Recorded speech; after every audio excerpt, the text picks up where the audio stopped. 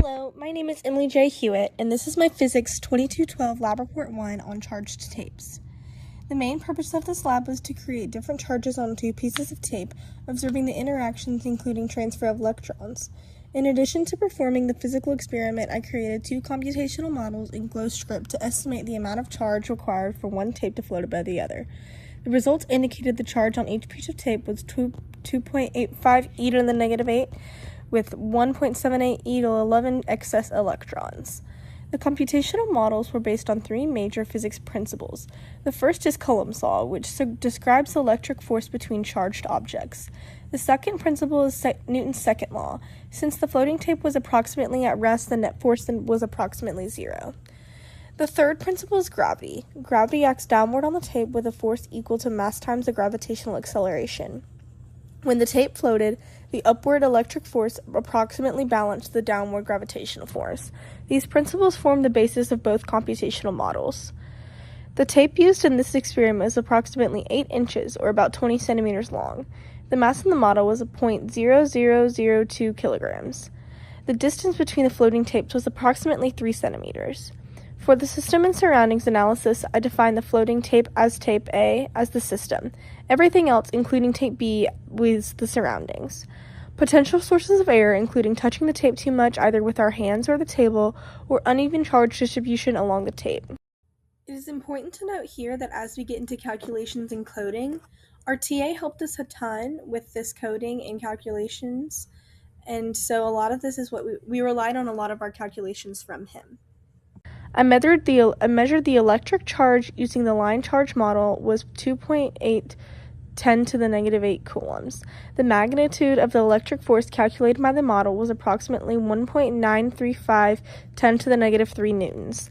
This value was obtained using Coulomb's law and the electric field produced by the distributed charges on the lower tape.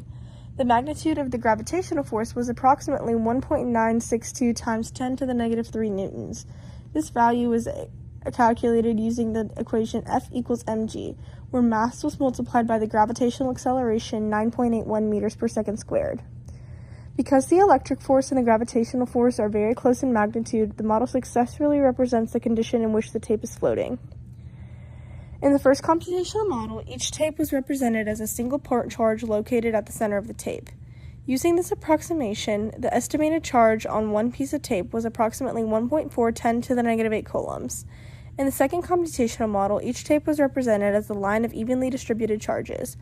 Using this model, the estimated charge on one piece of tape was approximately 2.85 10 to the negative 8 coulombs.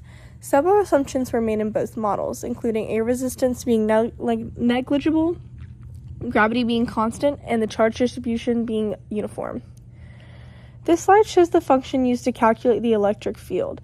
The function takes the charged particle in an observed location as inputs. It calculates the displacement vector, determines the distance between the charge and observation point, then applies an electric field equation. The line charge function creates a tape by dividing the total charge into many smaller point charges evenly distributed along the tape. This is the difference between a point charge and a line charge model. This section calculates the net electric force on the top of the tape.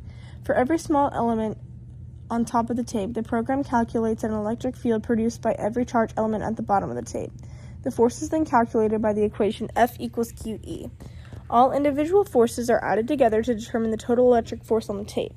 This distributed force approach provides a more realistic representation of the physical tape than treating the tape as a single point charge. And you can see next to the star the most important line of code that does this.